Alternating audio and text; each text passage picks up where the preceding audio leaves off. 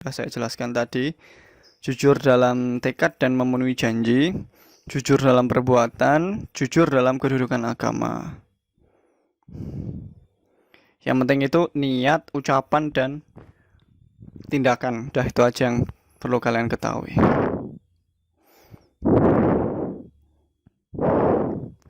Tips untuk berperilaku jujur itu seperti apa? Ya ini ya, yang perlu kalian perhatikan ya, bagaimana kalian harus jujur. Yang pertama, tidak bergaul dengan para pendusta dan mencari teman yang soleh lagi jujur. Bapak sering kali ingatkan bahwasanya kalian itu nggak boleh milih-milih teman, harus berteman dengan siapapun. Cuman kalian harus memilih siapa teman dekat kalian, ya. Nabi juga seperti itu. Nabi tidak pernah memilih-milih teman. Bahkan bahkan Nabi juga berteman dengan agama lain. Orang beragama Nasrani dan Yahudi, Nabi juga berteman. Nabi juga berbisnis, Nabi juga berpartner. Tetapi dalam memilih circle sosial dekatnya atau sahabat dekatnya, kalian harus milih-milih. Karena apa? Karena orang terdekatmu itu atau sahabat dekatmu itu akan memberikan pengaruh sedikit banyak kepada siapa kamu sekarang. Bagaimana kepribadianmu, bagaimana caramu bergaul, berkata, dan bersikap. Ya, maka kalau kamu pengen punya akhlak yang baik, kalau kamu pengen jujur dalam bab ini, maka ya kamu harus membiasakan dirimu untuk memilih teman-teman yang jujur juga.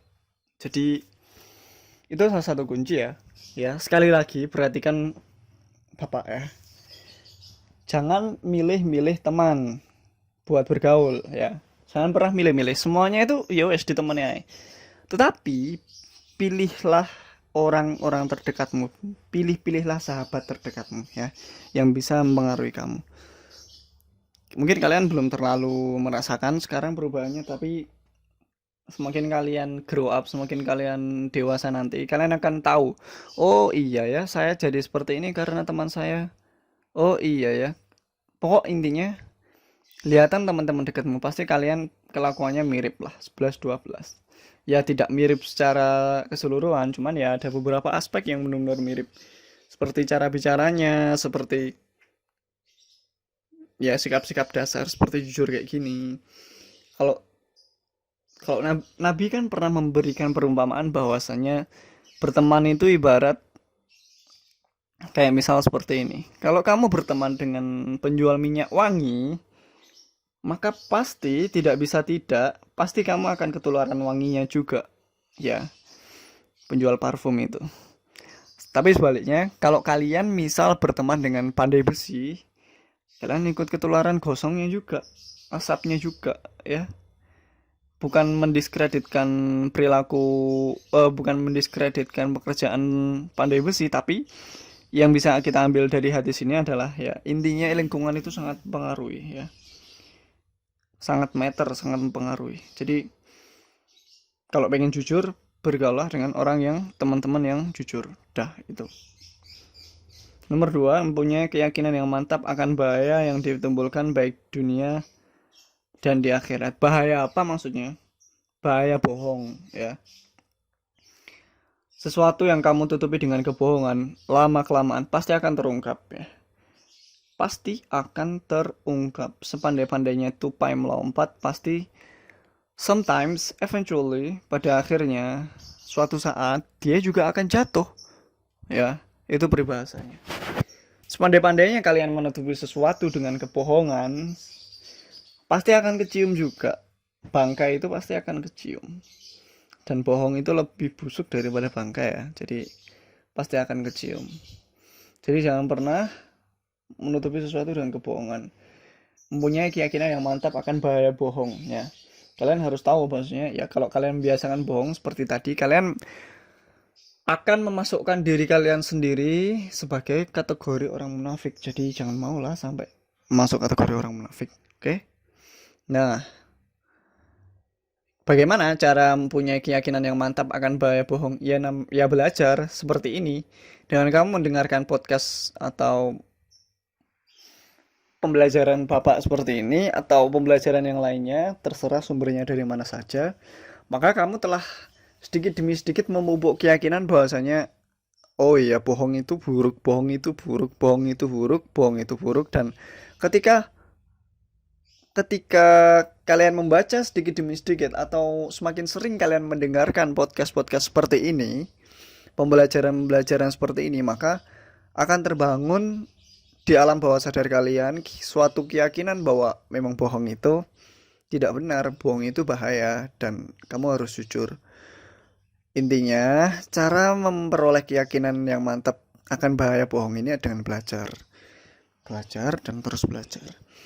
Tips ketiga, melatih hati dan lisan untuk selalu berkata dan berbuat jujur ya. Jujur ini harus dilatih. Seperti akhlak-akhlak yang lain itu tumbuh karena dilatih, dibiasakan. Semua akhlak dalam Islam, jujur, zuhud, qanaah, tawakal, semuanya itu butuh latihan. Tidak ada ceritanya kamu tiba-tiba langsung bisa jujur terus tanpa ada cacatnya kayak itu, tanpa ada bohongnya. Tidak. Semuanya orang itu perlu berlatih, perlu berproses, termasuk jujur ini. Dibiasakan hati dan lisannya untuk jujur.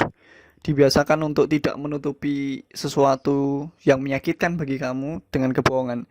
Nggak apa-apa walaupun sakit, tapi jujur. Ya. Insya Allah kalau jujur, semua pihak bakalan terus mau menerima. Tapi tidak dengan bohong. Mungkin kamu dengan bohong sekali, kamu merasa lega dan tertutupi masalahmu, tapi tidak. Next time pasti kecium bohongnya. Jadi, you must stay honest.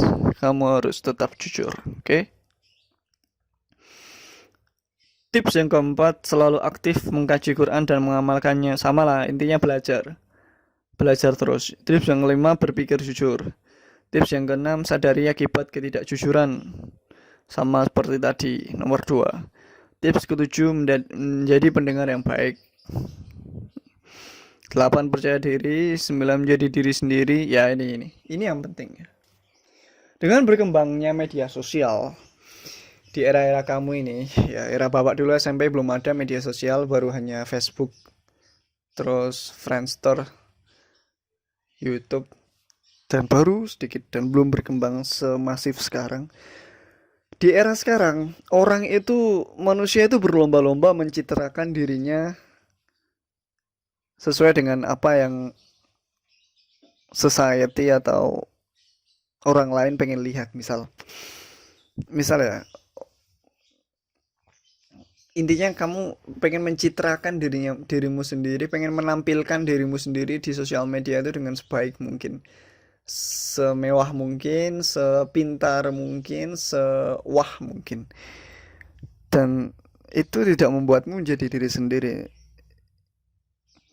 Kamu memakai topeng orang lain, topeng kemewahan, topeng kepintaran, dan lain-lain.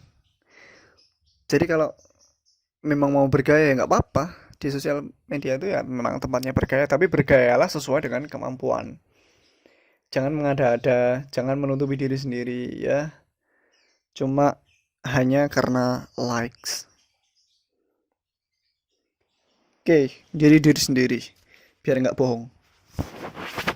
Biar nggak mengada-ada.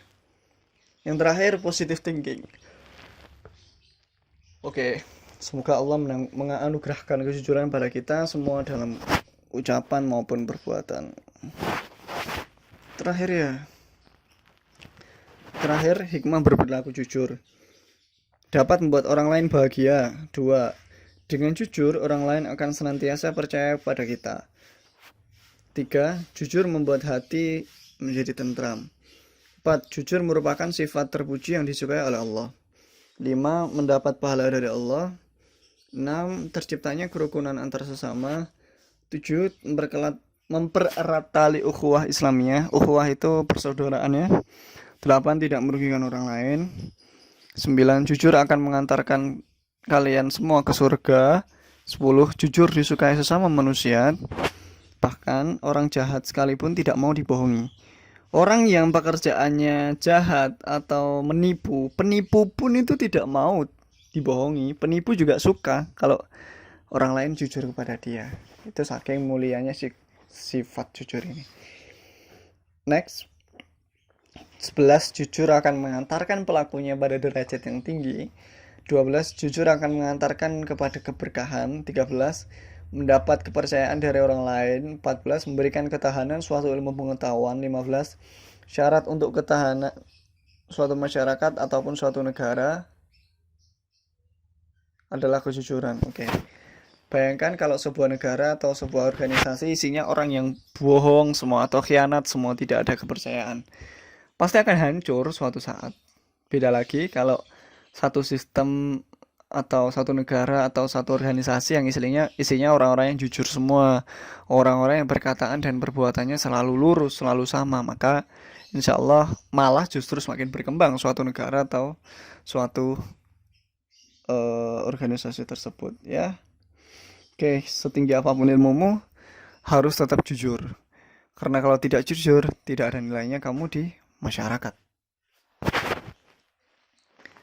Oke, semua sudah. Sekarang kita berlanjut ke adil. Adil itu artinya lurus, ya. Secara bahasa lurus, sedangkan secara istilah itu menempatkan sesuatu pada tempatnya. Lawan dari adil adalah zalim, ya. Kalau zalim itu menempatkan sesuatu tidak pada tempatnya. Naruh sepatu di atas meja, naruh HP sak sembarangan, buang sampah tidak pada tempatnya. Terus kamu menggunakan tanganmu itu tidak pada tempatnya, maksudnya kayak mukul temenmu sembarangan. Terus kamu menggunakan lisanmu tidak pada tempatnya, bullying dan lain-lain. Itu namanya zalim, ya. Jadi lawan dari zalim adalah adil. Adil adalah menempatkan sesuatu pada tempatnya sesuai porsi dan proporsi. Porsi itu kuantitas, proporsi itu ya kepada siapanya, kualitas. Ya. Jadi ya, misal kayak seperti ini. Tapi adil itu tidak harus sama loh ya. Bukan berarti sama seperti ini. Kalian punya orang tua, kalian punya saudara. Kalian punya saudara, kalian kan baru kelas 8 SMP. Tapi ada saudara kalian yang sudah kuliah semester atas. Tentu kebutuhan anak SMP dan mahasiswa kuliahan itu ya berbeda jauh. Anak SMP mungkin belum membutuhkan literatur yang banyak sebanyak mahasiswa. Anak SMP mungkin belum membutuhkan biaya hidup setinggi mahasiswa yang misal kos di luar kota atau lagi merantau. Jadi misal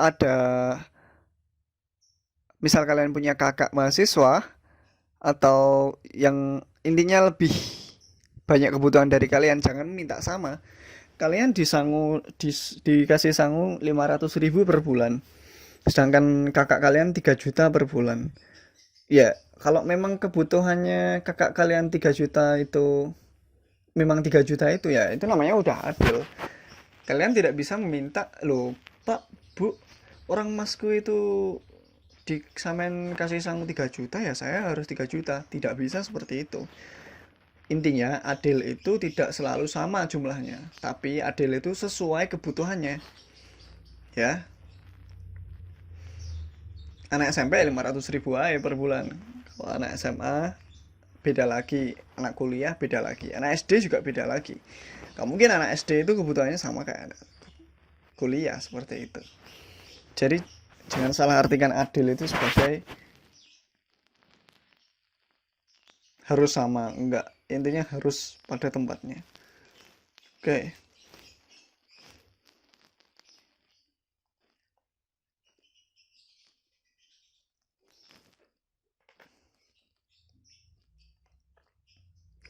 Oh ya, adil juga berarti memberikan hak kepada orang yang berhak menerimanya, meletakkan segala urusan pada tempatnya.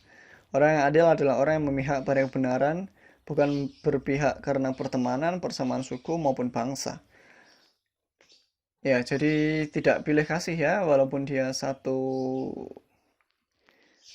daerah sama kamu, walaupun dia satu asal sama kamu, tetapi kalau dia berbuat jahat ya memang harus diadili, memang harus diperlakukan sebagai orang yang berbuat jahat, tidak boleh memihak, ya. Ini ada hadisnya. Rasulullah pernah bersabda bahwa sesungguhnya orang-orang yang berlaku adil akan ditempatkan di sisi Allah Ta'ala di atas mimbar-mimbar yang terbuat dari cahaya. Di sisi sebelah kanan Ar-Rahman, yaitu orang-orang yang adil dalam menghukumi mereka, adil dalam keluarga mereka, dan dalam mengerjakan tugas mereka. Jadi di sini setidaknya adil itu ada 3. Yang pertama, menghukumi orang lain. Maksudnya bukan menghakimi sendiri gitu ya. Maksudnya memperlakukan orang lain seperti apa. Jadi kalian harus adil ya. Misal kalian punya orang tua dan teman kalian, kalian harus adil. Kalian harus bisa menempatkan perlakuan kalian sesuai dengan siapanya dan tempatnya. Orang tua kalian tidak bisa kalian samakan dengan teman kalian. Misal dalam berbicara, kamu tidak bisa manggil kon kayak gitu. Kon semangat nah. Ya nggak mungkin seperti itu ke orang tua. Sangat tidak etis, tidak sopan. Harus pakai bahasa yang adil, bahasa yang sesuai dengan tempatnya. Bu, Pak, jenengan sampun dahar ta. Seperti itu dan lain-lain dan lain-lain. Jadi yang pertama itu memperlakukan orang lain ya. Contohnya tadi orang tua dan temanmu, perlakuannya beda. Terus kedua, adil dalam keluarga. Adil dalam keluarga maksudnya contohnya ya itu tadi, misal dalam sebuah keluarga itu ada program kerja bakti. Ya tidak mungkin yang paling kecil itu yang diberikan tugas yang paling besar. Membersihkan kamar mandi, membetulkan atap, naik ke genteng, membersihkan saluran air, kan itu nggak mungkin. Seperti itu nggak adil ya. Jadi ya harus adil. Yang kecil mungkin cuma nyapu, latar, atau yang ringan-ringan. Yang lebih besar ya tugasnya lebih besar. Dan yang paling besar mungkin ayah, tugasnya paling berat. Itu adil seperti itu ya. Jadi sekali lagi adil itu bukan berlaku sama, tapi berlaku sesuai porsi dan proporsinya. Itu adil yang kedua. Terus adil yang ketiga, adil dalam mengerjakan tugas mereka. Maksudnya apa? Dalam menggunakan waktu kalian juga harus adil. Kalian semua orang diberikan waktu 24 jam per hari. Semuanya dari zaman Fir'aun sampai sekarang semuanya 24 jam. Tidak ada yang berbeda. Yang membedakan apa? Yang membedakan satu-satunya hal yang membedakan adalah how to use it. Bagaimana menggunakan waktu. Ya. Dan kalian harus adil dalam menggunakan waktu. Ya, ada waktu bermain, ada waktu belajar, ada waktu ibadah, ada waktu kumpul keluarga, ada waktu main sama temen. Jadi tidak semuanya. Kalau misal kalian 24 jam, 8 jamnya tidur, terus 16 jamnya itu main, terus mabar, terus mainan HP, game online, terus ya itu tidak adil namanya. Karena harus bisa adil membagi waktu. 2 jam buat main, berapa jam buat belajar, berapa jam buat sama keluarga, dan lain-lain dan lain-lain. Yaitu tiga macam adil. Oke.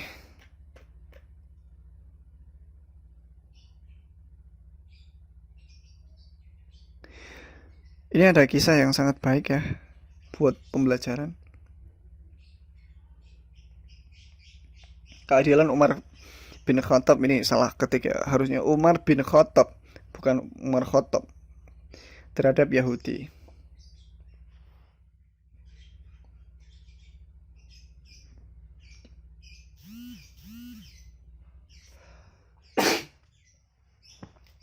Oke, saya bacakan kisahnya. Kisah ini menjadi penutup bagi pembelajaran bab 3 ini mungkin. Khalifah Umar bin Khattab bercakap-cakap dengan kakek Yahudi. Jadi sedang ngobrol ya sama orang yang berlainan agama sama Umar bin Khattab yang Islam. Kakek jauh-jauh datang dari Mesir, ada keperluan apa yang pengen kakek sampaikan? Tanya Khalifah kepada kakek Yahudi.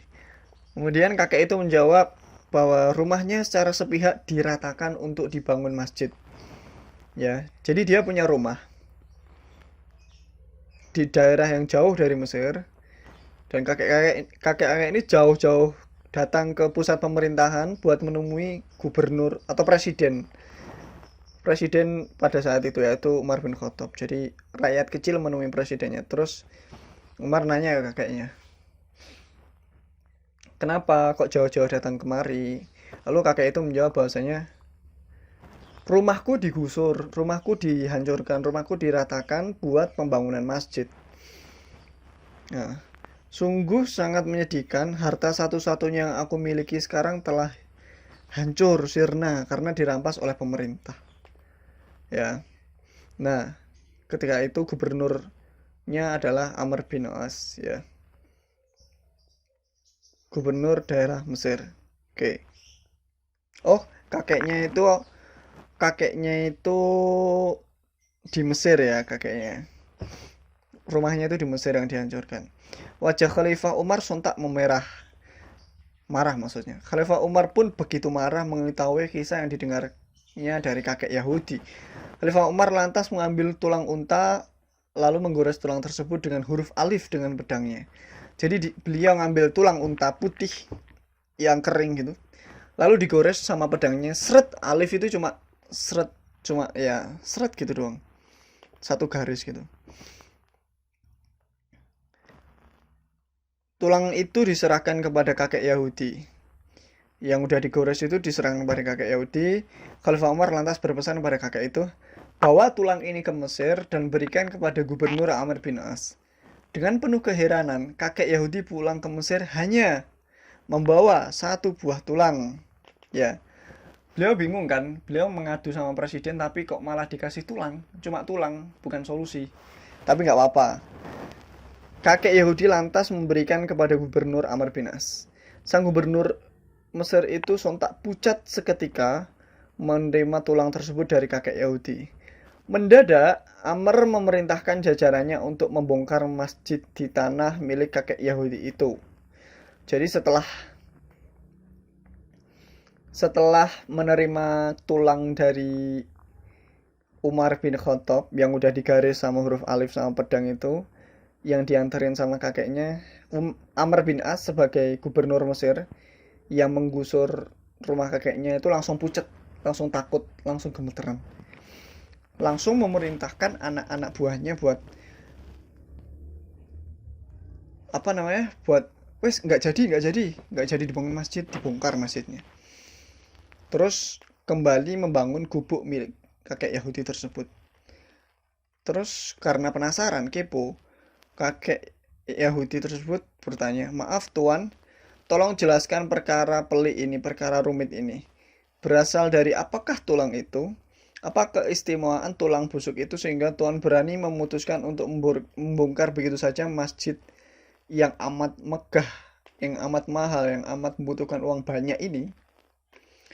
Lalu Amr bin As memegang pundak kakek Yahudi sembari berkata, wahai kakek, tulang ini hanyalah tulang busuk. Akan tetapi, tulang ini merupakan peringatan keras terhadap diriku, dan tulang ini merupakan peringatan dari Khalifah Umar bin Khattab selaku presiden, penguasa tertinggi pada saat itu. Artinya, apapun pangkat dan kekuasaanmu, suatu saat kamu akan bernasib sama seperti tulang ini. Karena itu, bertindak adillah kamu seperti huruf alif yang lurus. Adil di atas dan adil yang bawah. Dan adil di bawah. Jadi seperti ini ya. Sangat-sangat bagus perumpamannya.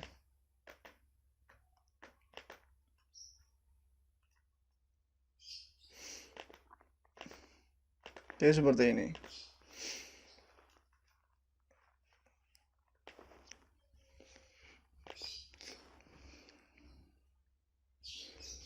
Misalkan saja ini adalah bentuk tulang. Let's say ini tulang. Ya ini bukan tulang, tapi anggap aja tulang.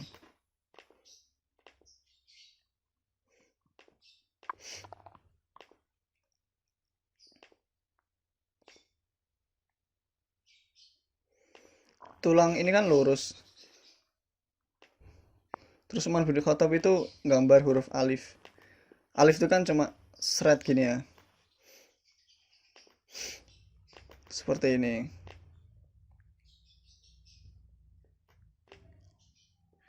Ini beliau menggaris dengan pedangnya ya. di garis seret lurus gini. Ya. Jadi pesannya ini adalah apa?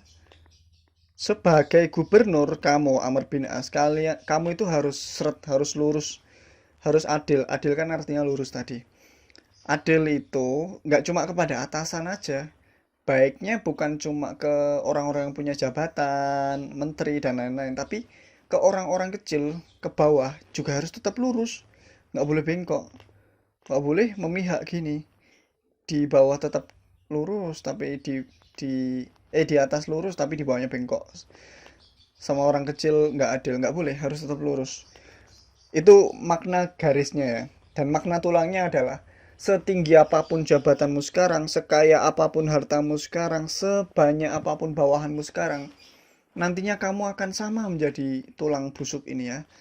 Sama-sama mati, sama-sama dikubur, sama-sama membusuk menjadi tulang. Jadi jangan sampai sombong, jangan sampai tidak berbuat adil. Itu kisah yang dapat kita petik ya dari Khalifah Umar bin Khattab dengan seorang Yahudi. Jadi berlaku adil tidak dibatasi oleh agama, tidak dibatasi oleh siapa, tapi ke semua orang, bahkan ke semua makhluk hidup ya. Kita harus berlaku adil. Dah. Alhamdulillah kita telah menyelesaikan bab 3, yaitu membiasakan perilaku jujur dan menegakkan keadilan. Semoga Allah memberikan ilmu yang bermanfaat. Allah manfa'na bima 'allamtana wa 'allimna manfa'na wa zidna 'ilma warzuqna fahma. Allahumma qad istawda'na kama 'allamtanahu fardudhu lana 'inda hajatina wa la tunsinahu ya rabbal alamin ya dzal jalali wal ikram. Baiklah, sampai di sini saja. Terima kasih banyak sudah mau mendengarkan dari awal sampai akhir. Assalamualaikum warahmatullahi wabarakatuh.